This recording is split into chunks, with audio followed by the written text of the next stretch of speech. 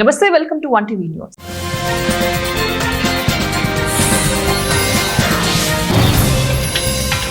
ఎటు తేలకుండానే ముగిసిన ట్రంప్ పునీత్ భేటీ తర్వాత మళ్లీ మాస్కోలో సమావేశం.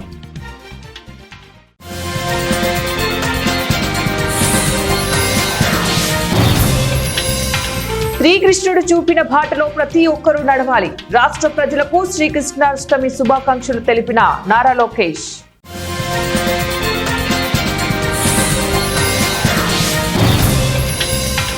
నేడు రేపు భారీ నుంచి అతి భారీ వర్షాలు, 12 జిల్లాలకు ఆరెంజ్ అలర్ట్ జారీ.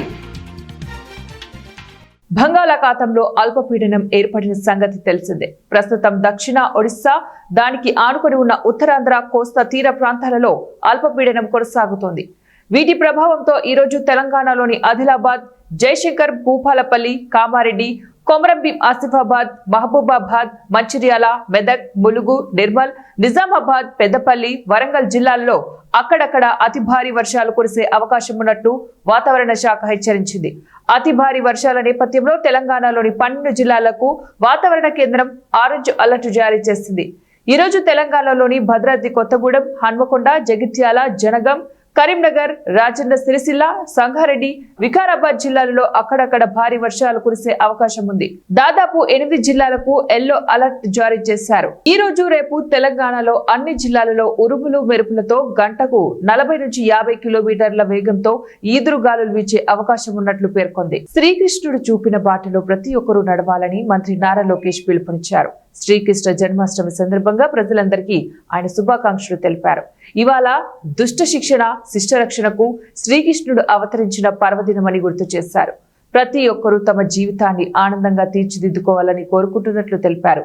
మరోవైపు మాజీ ప్రధాని వాజ్పేయి వర్ధంతి సందర్భంగా లోకేష్ ఘన నివాళులర్పించారు. నమ్మిన సిద్ధాంతాల కోసం చివరి వరకు కట్టుబడిన వ్యక్తి వాజ్పేయి అని కొనియాడారు. కష్టాలను ఓర్పుతో భరిస్తూ అద్భుతమైన దార్శనికత ప్రదర్శించారన్నారు. ఆర్థిక మౌలిక సంస్కరణలతో దేశ రూపురేఖలు మార్చారు. తనదైన ప్రసంగాలతో అందరినీ కూడా మంత్రముగ్ధుల్ని చేసేవారు. ప్రధానిగా దేశానికి ఆయన చేసిన సేవలు స్మరించుకుందామంటూ ఎక్స్ లో పోస్ట్ చేశారు. ప్రపంచ దేశాలన్నీ ఎంతో ఉత్కంఠగా ఎదురుచూసిన అమెరికా, రష్యా అధ్యక్షులు ట్రంప్ పునీతుల సమావేశం ముగిసింది. అమెరికాలోని అలస్కా ఈ కీలక భేటీకి వేదిక అయింది. దాదాపు 2.5 గంటలకు పైగా మీటింగ్ సాగింది. భేటీ తర్వాత మీడియా ఎదుట ఇరువురు నేతలు వివరాలు తెలిపారు. అలస్కా సమావేశం చాలా నిర్మాణాత్మకంగా జరిగిందన్నారు రష్యా అధ్యక్షులు పుతిన్. ఉక్రెయిన్తో యుద్ధం ముగించేందుకు తాను నిజాయితీగా ఉన్నట్టు తెలిపారు. ఈ సందర్భంగా ట్రంప్ కు ధన్యవాదాలు తెలిపారు పుతిన్. ట్రంప్ తో తనకున్న సంబంధం వ్యాపారం లాంటిదని చెప్పారు. ఉక్రెయిన్ ప్రధాన అంశంగా చర్చించినట్లు పుతిన్ పేర్కొన్నారు. మరోసారి భేటీ కావాలని ట్రంప్ పుతిన్ నిర్ణయించారు. తదుపరి సమావేశం కోసం మాస్కోకు రావాలని ట్రంప్ ను పుతిన్ ఆహ్వానించారు. చర్చలు సానుకూలంగా జరిగాయన్నారు అమెరికా అధ్యక్షుడు డొనాల్డ్ ట్రంప్. చాలా అంశాలు చర్చకు వచ్చినట్లు తెలిపారు.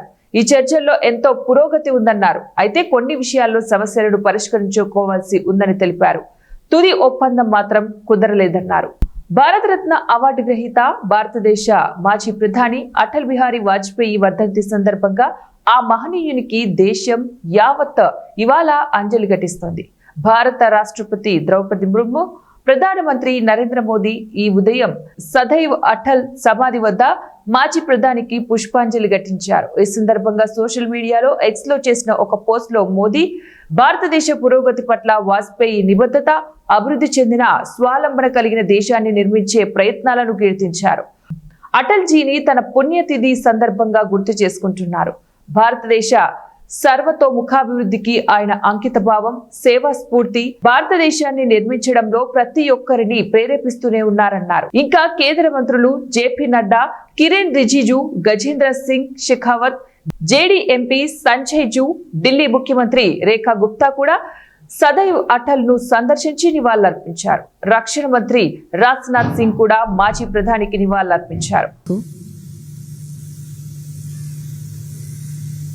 माननीय प्रधानमंत्री श्री नरेंद्र मोदी जी नतमस्तक होते हुए श्रद्धांजलि श्रद्धेय अटल जी को अर्पित कर रहे हैं।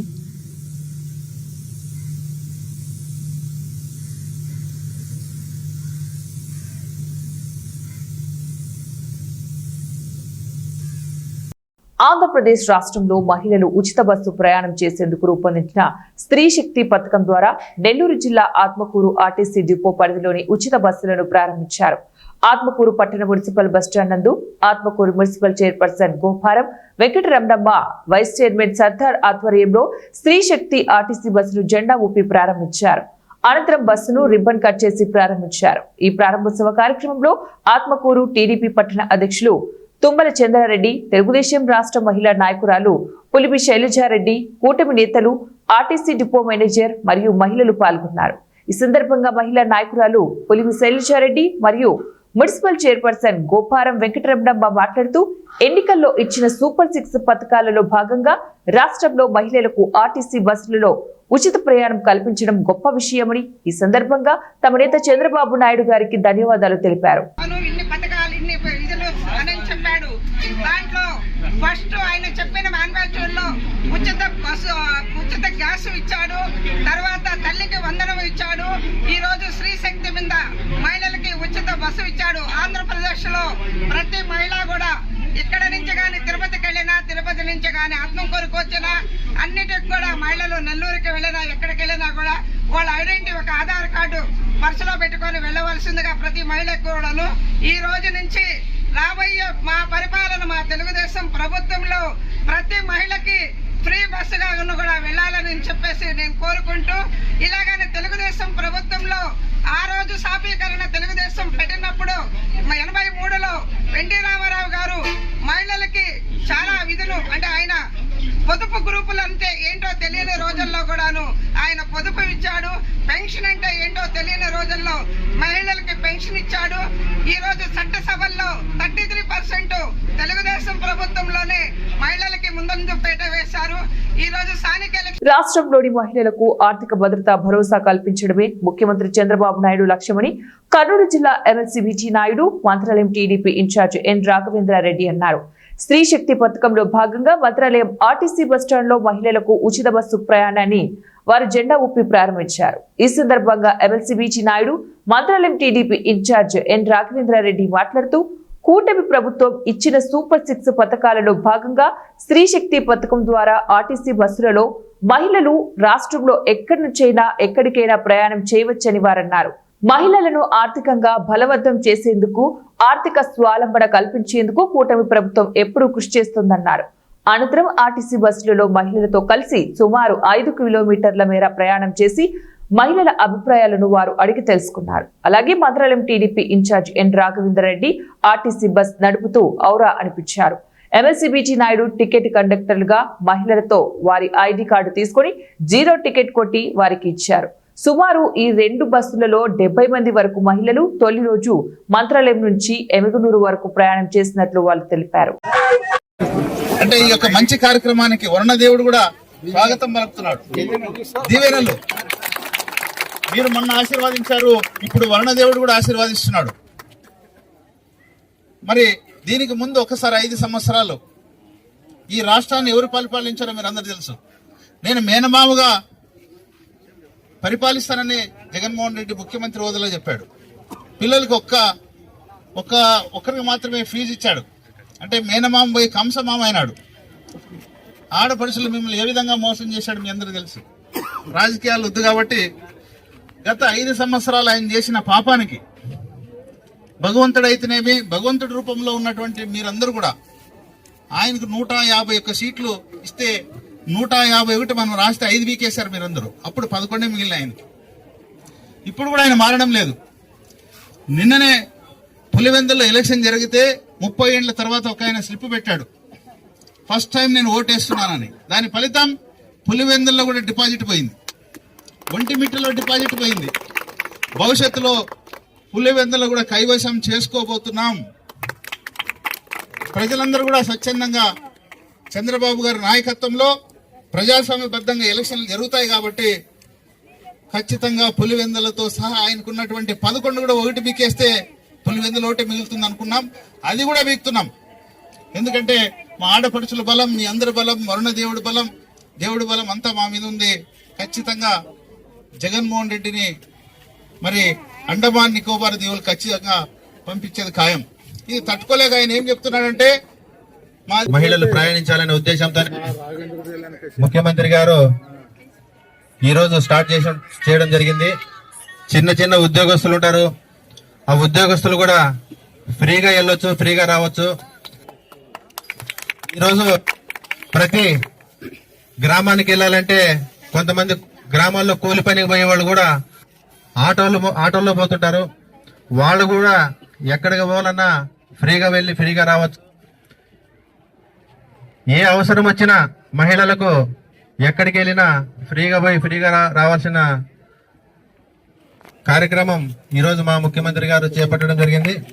కాబట్టి మా మంత్రాలయం నియోజకవర్గం తరపున మా ముఖ్యమంత్రి గారికి, ఉప ముఖ్యమంత్రి పవన్ కళ్యాణ్ గారికి, లోకేష్ బాబు గారికి మా నియోజకవర్గం తరపున ధన్యవాదాలు తెలియజేసుకుంటున్నా. ఏదైతే వైసీపీ వాళ్ళు తప్పుడు ప్రచారాలు చేస్తారో ఇది వాళ్లకు నిదర్శనం. మా బాబు గారు ఏదైతే మాట ఇచ్చాడో ప్రతి ఒక్కటి కూడా అమలు చేస్తూ వస్తున్నాం. మీరు ఈ తప్పుడు ప్రచారాలు మానుకుంటే బాగుంటుందని చెప్పి తెలియజేసుకుంటున్నా. మా నాయకుడు విజనరీ నాయకుడు, రాష్ట్రంలోనే కాదు ఇండియాలోనే డైనమిక్ లీడర్ ఎవరైనా ఉంటారంటే అది మన ఏపీ ముఖ్యమంత్రి చంద్రబాబు నాయుడు గారు అని చెప్పి తెలియజేసుకుంటున్నా. కాబట్టి ప్రతి ఒక్కరు కూడా మా ముఖ్యమంత్రి పై మహిళల దీవెనలు ఎల్లవేళలా ఉండాలని చెప్పి కోరుకుంటూ ఈ అవకాశం. రాష్ట్ర ప్రభుత్వం ప్రతిష్టాత్మకంగా మొదలుపెట్టిన స్త్రీ శక్తి మహిళలకు ఉచిత బస్సు పథకం అంబేద్కర్ కోనసీమ జిల్లా రావులపాలెంలో ప్రారంభం సందర్భంగా ఆసక్తికర పరిణామం చోటు చేసుకుంది. మహిళలకు ఉచిత బస్సు పథకం ప్రారంభానికి విచ్చేసిన ఎమ్మెల్యే బండారు రావులపాలెం నుంచి ముక్కామల వరకు బస్సులో ఆర్టీవీతో కలిసి ప్రయాణం చేశారు. ఈ సందర్భంలో ఎమ్మెల్యే బండారు సత్యానందరావు కండక్టర్ అవతారం ఎత్తారు. ముందుగా తాను టికెట్ కొనుక్కొని తర్వాత బస్సులో ప్రయాణిస్తున్న ప్రతి మహిళకు స్త్రీ శక్తి 0 టికెట్ తానే స్వయంగా అందజేశారు. మహిళలతో ఉచిత బస్సు పథకం యొక్క ప్రయోజనాల గురించి అడిగి తెలుసుకున్నారు. ఈ సందర్భంగా మహిళలు ఎమ్మెల్యే బండారు సత్యానందరావు వద్ద ఉచిత బస్సు పథకంపై హర్షాతిరేకాలు వ్యక్తం చేశారు. ఉచిత బస్సు పథకం ప్రవేశపెట్టిన ముఖ్యమంత్రి చంద్రబాబు నాయుడు, ఉప ముఖ్యమంత్రి పవన్ కళ్యాణ్, ఐటీ మానవ వనరుల శాఖ మంత్రి నారా లోకేష్, ఎమ్మెల్యే బండారు సత్యానందరావులకు మహిళలు కృతజ్ఞతలు తెలియజేశారు. ఇచ్చిన మాటకు కట్టుబడి ప్రతి హామీ నెరవేరుస్తున్న కూటమి ప్రభుత్వంలో తమకు ఆర్థికంగా లబ్ధి చేకూరుతుందని వారన్నారు. అనంతరం బండారు మాట్లాడుతూ విద్యార్థినులకు, మహిళా ఉద్యోగులకు, చిన్న చిన్న పనులు చేసుకుంటూ జీవించే మహిళలకు స్త్రీ శక్తి పథకం ఒక వరం లాంటిదన్నారు.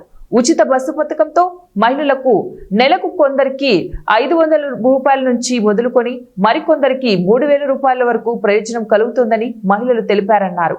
గతంలో డ్వాకా, మెప్మా పథకాలు తీసుకువచ్చి మహిళలను ఆర్థికంగా ముందడుగు వేయించడంలోనూ, రాజకీయాలకు మహిళలకు రిజర్వేషన్లు పెంచి అవకాశాలు కల్పించడంలోనూ, ఒకనాడు టాయిలెట్ సౌకర్యాలు లేని గృహాలకు మహిళల ఆత్మ గౌరవాన్ని కాపాడుతూ మరుగుదొడ్లు నిర్మించడం వంటి కార్యక్రమాలు చేపట్టి మహిళా అభివృద్ధికి ముఖ్యమంత్రి చంద్రబాబు నాయుడు కృషి చేశారన్నారు. మోడీ గారి యొక్క నేతృత్వంలో స్త్రీ శక్తి ఉచిత మహిళలకు బస్సు ప్రయాణం ఈరోజు ఇక్కడ ప్రారంభించడం చాలా సంతోషంగా ఉంది. మహిళలకు ఇది ఎంతో మేలు చేస్తుంది. ఈ పథకం ద్వారా మహిళలు ఎంతో ఆర్థికంగా లబ్ధి పొందుతారు. ఉద్యోగ అవకాశాలు ఉన్నవారు, ఎక్కడికైనా వెళ్ళి పనులు చేసుకునేవారు, చదువుకునేవారు, ఉపాధి రంగంలో ఉన్నవారు, అన్ని రకాల వారు కూడా రోజువారీగా బస్సులు ఉపయోగించుకునే వారందరూ కూడా విద్యార్థులకు కూడా ప్రధానంగా ఎంతో ఉపయోగపడుతుంది. వారందరూ కూడా ప్రతి నెల ప్రతి ఒక్కరు ఇక్కడ మాట్లాడుతుంటే అందరూ చెప్తూ ఉన్నారు 500 రూపాయల నుంచి 3000 రూపాయల వరకు కూడా మాకు ఈ రకంగా ఉచిత బస్సు వల్ల ప్రయోజనం ఉందనే మాట చెప్తూ ఉన్నారు. ఈ పథకం వల్ల చాలా మహిళలు చాలా సంతోషంగా ఆనందంగా ఉన్నారు. చంద్రబాబు నాయుడు గారు ఏ విధంగా అయితే మహిళల కోసం ఆయన వచ్చిన తర్వాత డ్వాక్రా ఉద్యమం తీసుకొచ్చి మహిళలు ఆర్థికంగా నిలదొక్కునేలా చేశారు. రాజకీయంగా అవకాశాలు ఇచ్చారు. ఉపాధి ఉద్యోగ రంగాల్లో అనేక మందికి తెలంగాణ రాష్ట్రంలో రాబోయే స్థానిక సంస్థల ఎన్నికలలో కాంగ్రెస్ పార్టీ అభ్యర్థుల గెలిపే లక్ష్యంగా పనిచేయాలని ఎమ్మెల్యే రామదాస్ నాయక్ కోరారు. ఖమ్మం జిల్లా వైరా నియోజకవర్గ కేంద్రంలోని ఎమ్మెల్యే క్యాంపు కార్యాలయంలో నిరుపేద లబ్ధిదారులకు కళ్యాణ లక్ష్మి, షాదీ ముబారక్, CMRF చెక్కులను ఎమ్మెల్యే మాలత్ రామదాస్ నాయక్ పంపిణీ చేశారు. ఈ సందర్భంగా ఎమ్మెల్యే రామదాస్ నాయక్ మాట్లాడుతూ తెలంగాణ రాష్ట్ర ప్రభుత్వం పేదల సంక్షేమమే ధ్యేయంగా పనిచేస్తుందన్నారు. రాష్ట్ర ముఖ్యమంత్రి రేవంత్ రెడ్డి రాష్ట్రాన్ని అన్ని రంగాలలో అభివృద్ధి చేసేందుకు కృషి చేస్తున్నారన్నారు. కాంగ్రెస్ ప్రభుత్వం ఎన్నికలలో ఇచ్చిన వాగ్దానాలన్నింటినీ కూడా నెరవేర్చారని అన్నారు. పేదల సంక్షేమం కోసం కళ్యాణ లక్ష్మి, షాదీ ముబారక్, మహిళలకు ఉచిత బస్సు సౌకర్యం, ఉచిత విద్యుత్, రైతులకు 2 లక్షల రుణమాఫీ, రైతు బంధు పథకం అమలు చేసి దేశంలోనే గొప్ప పేరు తెచ్చుకున్నారన్నారు. గత బీఆర్ఎస్ ప్రభుత్వ హయాంలో ప్రాజెక్టుల పేరుతో లక్షల కోట్ల రూపాయల నిధులను స్వాహా చేసి అప్పుల రాష్ట్రంగా తీర్చిదిద్దారని విమర్శించారు. రాబోయే స్థానిక సంస్థల ఎన్నికల్లో కాంగ్రెస్ పార్టీని ఆశీర్వదించాలని కోరారు. ఈ కార్యక్రమంలో మండల అధికారులు, కాంగ్రెస్ పార్టీ PCC ప్రధాన కార్యదర్శి కట్ల రంగారావు, జిల్లా నాయకులు బొర్రా రాజశేఖర్, శీలం వెంకట నర్సిరెడ్డి తదితరులు పాల్గొన్నారు. కాబట్టి తల్లులారా, అన్నలారా, రేపు జరగబోవు స్థానిక ఎన్నికల్లో ఎంపీటీసీ, జెడ్పీటీసీ ఎన్నికల్లో, గ్రామ పంచాయతీ సర్పంచ్ ఎన్నికల్లో, కోఆపరేటివ్ ఎన్నికల్లో మా తల్లులు, మా అన్నలైన మీరందరూ కూడా మనసు పూర్తిగా ఈ పార్టీని ఆశీర్వదించమని మేము అందరినీ కోరుతా ఉన్నాం. ఆశీర్వదిస్తారా? ఆశీర్వదిస్తారా? రేవంత్ రెడ్డి నాయకత్వాన్ని ఆశీర్వదిస్తారా?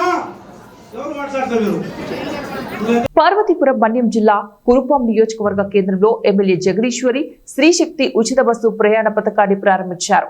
అనంతరం బస్సులో ప్రయాణికులు, నాయకులు, కార్యకర్తలతో కలిసి కొంత దూరం ప్రయాణించారు. ఈ సందర్భంగా ఎమ్మెల్యే మాట్లాడుతూ సూపర్ 6 హామీలలో భాగంగా ప్రతి ఒక్క పథకాన్ని అమలు చేస్తున్నామన్నారు. ఇచ్చిన మాటకు కట్టుబడి కూటమి ప్రభుత్వం పరిపాలన కొనసాగిస్తుందని తెలిపారు. ఈ ఉచిత బస్సు ప్రయాణం పథకం నిర్దేశించిన బస్సులలో రాష్ట్రంలో ఎక్కడైనా కూడా ప్రయాణించవచ్చని, ఈ ఉచిత ప్రయాణం స్వసిద్ధంగా పనిచేసుకునే మహిళలకు ఆర్థికంగా ఎంతగానో ఉపయోగపడుతోందన్నారు. మేడం గారు జస్ట్ పట్టుకోండి.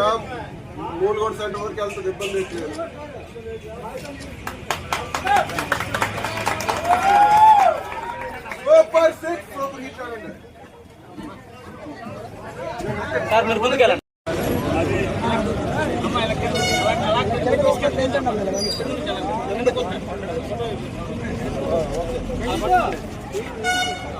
సూపర్ 6 అంటే సూపర్ హిట్ అనాల. Super 6 super hit, super 6 super hit, super 6 super hit. జై తెలుగుదేశం, జై కూటమి ప్రభుత్వం.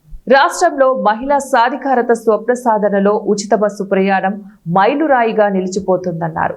ప్రభుత్వ చీఫ్ విప్ పల్నాడు జిల్లా వినుకొండ ఎమ్మెల్యే జీవి ఆంజనేయులు ప్రతి కుటుంబంలో ప్రయాణ ఛార్జీల రూపంలో నెలకు 2000 నుంచి 5000 రూపాయల వరకు ఆదా చేయనున్న స్త్రీశక్తి పథకం రాష్ట్ర చరిత్రలోనే చిరస్థాయిగా నిలిచిపోతుందని స్పష్టం చేశారు. మహిళలకు ఆర్టీసీలో ఉచిత బస్సు ప్రయాణం స్త్రీశక్తి పథకాన్ని శుక్రవారం చీఫ్ విప్ జీవి ఆంజనేయులు ప్రారంభించారు. ఈపూరు మండలం కొచ్చెర్ల వద్ద ఈ పథకాన్ని ప్రారంభించిన అనంతరం DCCB చైర్మన్ మక్కెన మల్లికార్జునరావుతో కలిసి వినుకొండ వరకు బస్సులో ప్రయాణించారు. బస్సులో మహిళలతో ఆయన మాట్లాడారు. ఉచిత ప్రయాణానికి 0 ఫేర్ కింద మహిళలకు టికెట్లు ఇచ్చారు. అనంతరం వినుకొండ బస్టాండ్ వద్ద ఏర్పాటు చేసిన కార్యక్రమంలో చీఫ్ విప్ జీవి ఆంజనేయులు మాట్లాడుతూ ఆగస్టు 15న ఇలాంటి పథకంతో మహిళలకు కొత్త స్వాతంత్రం అందించిన ఘనత సీఎం చంద్రబాబుకి ప్రతి ఒక్కరు కూడా ధన్యవాదాలు తెలియజేస్తున్నారని తెలిపారు.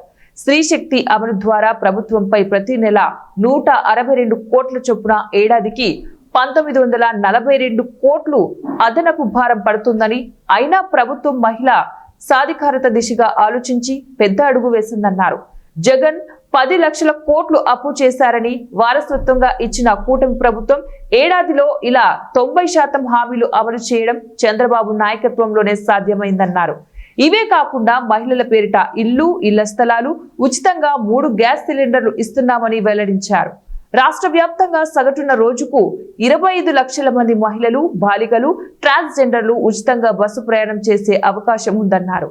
ఇలాంటి పథకం ప్రారంభించిన సీఎం చంద్రబాబును ప్రతిపక్ష ఎమ్మెల్యేలైనా అభినందించాలని, కానీ కోడిగుడ్డు మీద ఈకలు పీకాలని చూస్తున్నారని ఎద్దేవా చేశారు.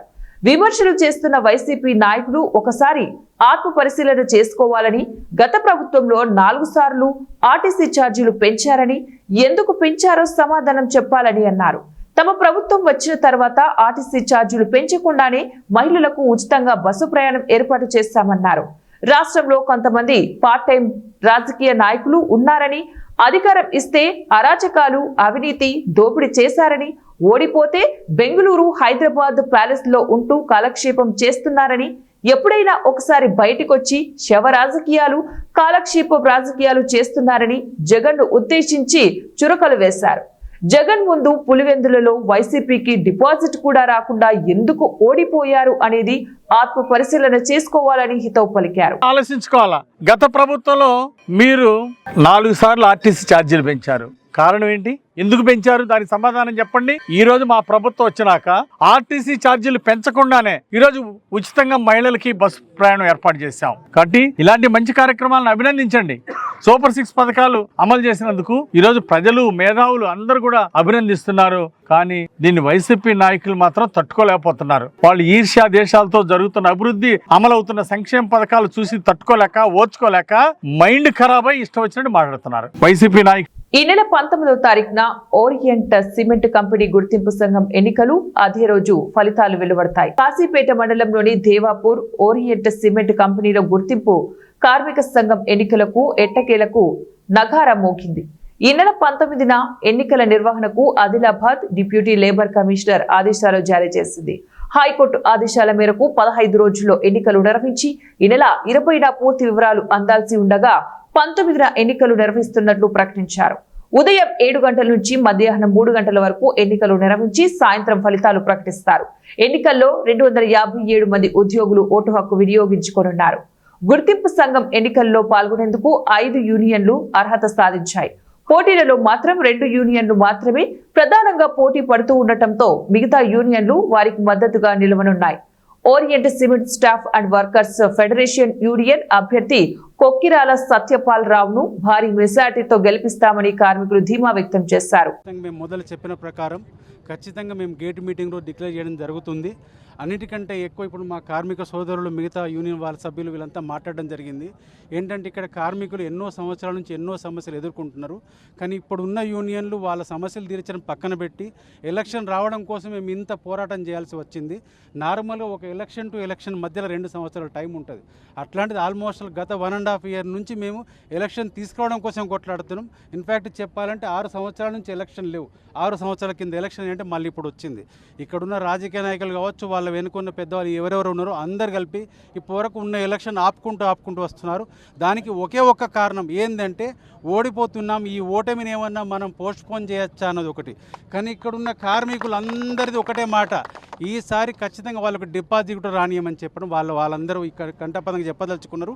వీళ్ళందరూ ఎక్కడ పోయినా అదే రకంగా రెస్పాన్స్ దొరుకుతుంది మనకి. ఇది ప్రస్తుత పరిస్థితి. కానీ ఎలక్షన్ తీసుకోవడం కోసం మట్టుకు ఇంత పోరాటం చేస్తామని మేము ఎక్స్పెక్ట్ చేయలేదు.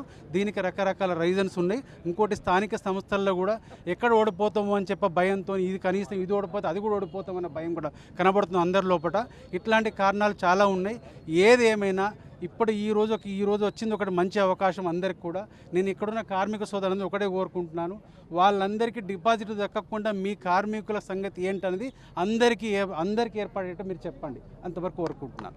సాబుకు మన ఇక్కడ ఉన్న వర్కర్లకు అందరికీ ధన్యవాదాలు సార్. రామ్ రామ్. నిజమైన ఆదివాసులు ఈరోజు కనిపిస్తుండ్రు. తుడుం దెబ్బను అడ్డు పెట్టుకొని వాళ్ళు ఏదేదో చేస్తారట.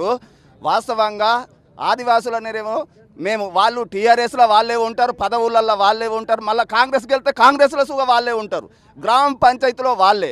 ఇప్పుడు సార్ను బదనం చేసినట్టుగా ఇక్కడ తింపిరు, ఆదిలాబాద్ తింపిరు, కోట్లపొండి తింపిరు.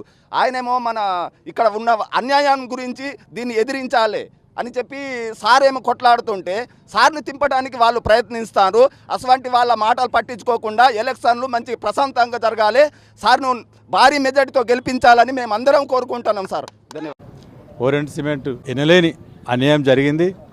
మాకు జరిగిన అన్యాయాన్ని కొంతైనా నెరవేర్చడానికి మన కొక్కిరాల సత్యపాలరావు గారు వచ్చారు. మాకు వారిపైన పూర్తి నమ్మకం ఉన్నది. వారిని భారీ మెజార్టీతో గెలిపించి ఎదుటి పక్షానికి దిమ్మ తిరిగే లెవెల్లో గుణపాఠం చెప్పడానికి మా కార్మికులందరూ ఐక్యమత్యతో ఉన్నారని చెప్పి నేను వినవించుకుంటున్నాను. ఖమ్మం జిల్లా మారుమూల గ్రామంలో పుట్టిన ఎలమందల జగదీష్ తన ప్రస్తావాన్ని మారుమూల గ్రామం నుంచి పట్టణానికి విస్తరించి ప్రజలకు సేవ చేయాలనే ఆలోచనతో అన్ని వర్గాల ప్రజలకు సేవలు అందించడం తనకు సంతోషకరంగా ఉందని నాయి బ్రాహ్మణ సంఘం నగర అధ్యక్షులు ఎలమందల జగదీష్ తెలిపారు. తన కుటుంబంలో చిన్నప్పటి నుంచి వచ్చిన కష్టాలను ప్రత్యేకంగా చూసిన నేపథ్యంలోనే అటువంటి కష్టాలు మరొకరికి రావద్దనే ఆలోచనతోనే తన శక్తి మేరకు సేవ చేయాలనే ఆలోచనతో ముందుకు వచ్చానని అన్నారు.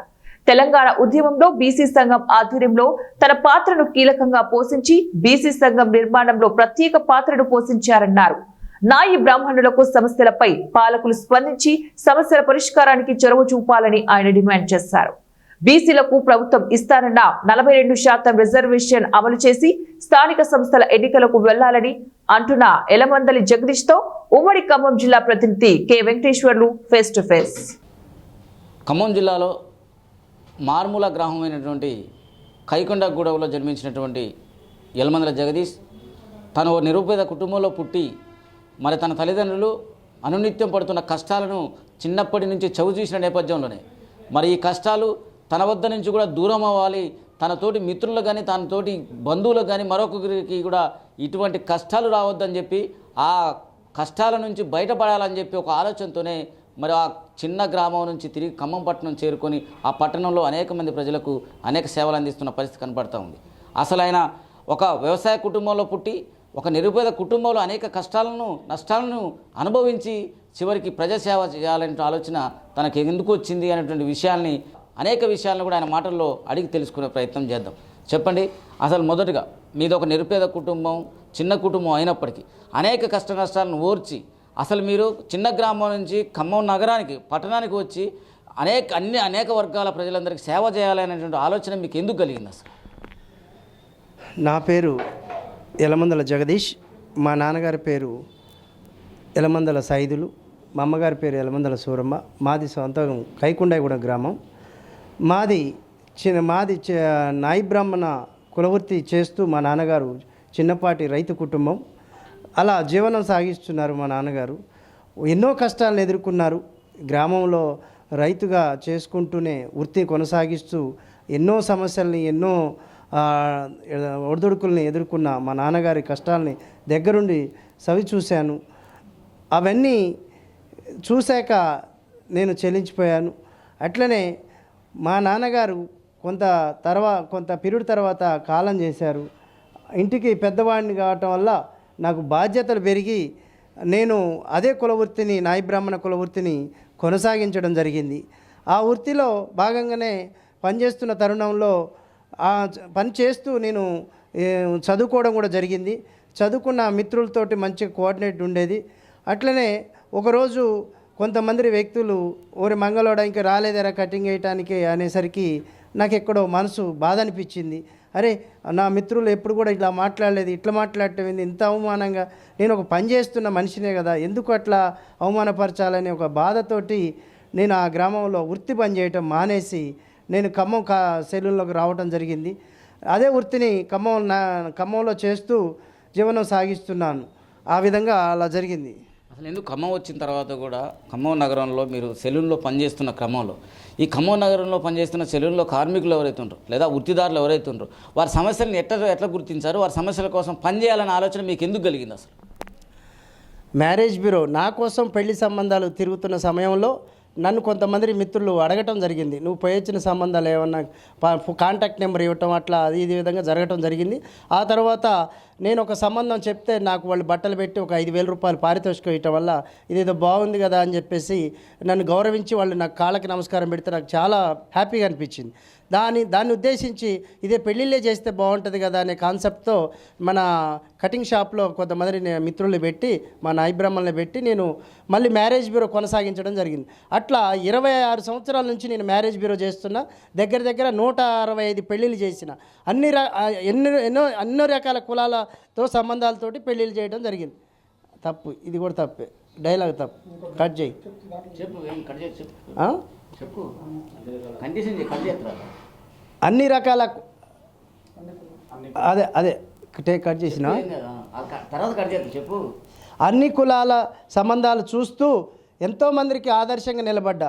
ఎంతోమంది దంపతులు నేను పెళ్ళిళ్ళు చేస్తే చాలా ఆనందంగా హ్యాపీ ఫీల్ అవుతూ నన్ను కూడా అభినందిస్తూ ఎంకరేజ్ చేస్తూ ఉన్న తరుణం. అట్లనే మన మ్యారేజ్ బ్యూరో మీడియేటర్స్ కూడా జగదీష్ చాలా కష్టంగా యువకుడు, ఉత్సాహవంతుడు, బాగా కష్టపడుతుండని చెప్పేసి మ్యారేజ్ బ్యూరో మీడియేటర్లు కూడా నన్ను ఏకగ్రీవంగా ఉమ్మడి జిల్లా అధ్యక్షుడిగా ఎన్నుకోవడం జరిగింది. ఆ విధంగా మ్యారేజ్ బ్యూరో యొక్క ప్రస్తావన స్టార్ట్ అయింది. ఉమ్మడి ఖమ్మం జిల్లా ప్రజలు దాదాపు మీ ఉద్యమ ప్రస్థానం కావచ్చు, మీ వృత్తిపరంగా వస్తున్న దాంట్లో కావచ్చు, ఉమ్మడి ఖమ్మం జిల్లా ప్రజలకు మీరు ఇస్తున్న సందేశం ఏంటి? చివరి బీసీలందరం సంఘటితమై అందరం ఏకతాటిపైకి వచ్చి మన బీసీ సమస్యలపై మనం పోరాటం చేయాల్సిన సమయం ఆసన్నమైనది. మనం అందరం కలిసి కార్యాచరణ చేస్తే సాధించగలుగుతాం. అట్లనే కేంద్ర ప్రభుత్వం కానీ ప్లస్ రాష్ట్ర ప్రభుత్వాలు కానీ రెండు కూడా తక్షణమే బీసీల వాటా బీసీకి రావాల్సిందే, రిజర్వేషన్ ఇవ్వాల్సిందే. బీసీల ప్రతిపాదన ప్రకారమే వచ్చిన తర్వాతనే రిజర్వేషన్ వచ్చిన తర్వాతనే ఎలక్షన్లకు పోవాలని మేము డిమాండ్ చేస్తున్నాం. ఇది పరిస్థితి. ఏదేమైనా మొత్తానికి ఒక్క కుగ్రామంలో జన్మించినటువంటి జగదీష్ ఖమ్మం నగరంలో కూడా తన ఒక ప్రత్యేక ప్రస్థానాన్ని సాధించుకొని ఇప్పుడు అనేక తన వృత్తిదారులు ఎవరైతే ఉన్నారో వారి సమస్యల పరిష్కారం కోసమే కాకుండా ఒక చిన్న మారుమూల గ్రామంలో జన్మించినటువంటి జగదీష్ అక్కడ అనేక ఇబ్బందులు, నష్టాలు, కష్టాలను అనుభవించి తీవ్రకి ఖమ్మం చేరుకొని ఖమ్మంలో అన్ని వర్గాల ప్రజలకు ఒక నాయి బ్రాహ్మణ వృత్తిదారులకే కాకుండా మిగతా అన్ని వర్గాల ప్రజలు కూడా తన వంతు సహాయాన్ని పొందించాలి, సహాయాన్ని అందించాలి. ఆ సమస్య ఎక్కడుంటే నేను అక్కడ ఉండాలనేటువంటి ఒక ఆలోచనతో ముందుకు పోతున్నటువంటి జగదీష్ మరి ఈ ఖమ్మం నగరంలో ఇప్పటికి దాదాపు. బులెటిన్ ముగించే ముందు మరోసారి హెడ్లైన్స్.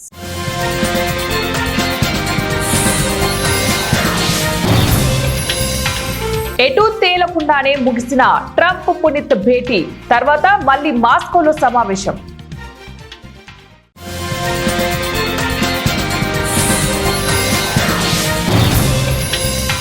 శ్రీకృష్ణుడు చూపిన బాటలో ప్రతి ఒక్కరూ నడవాలి. రాష్ట్ర ప్రజలకు శ్రీకృష్ణాష్టమి శుభాకాంక్షలు తెలిపిన నారా లోకేష్.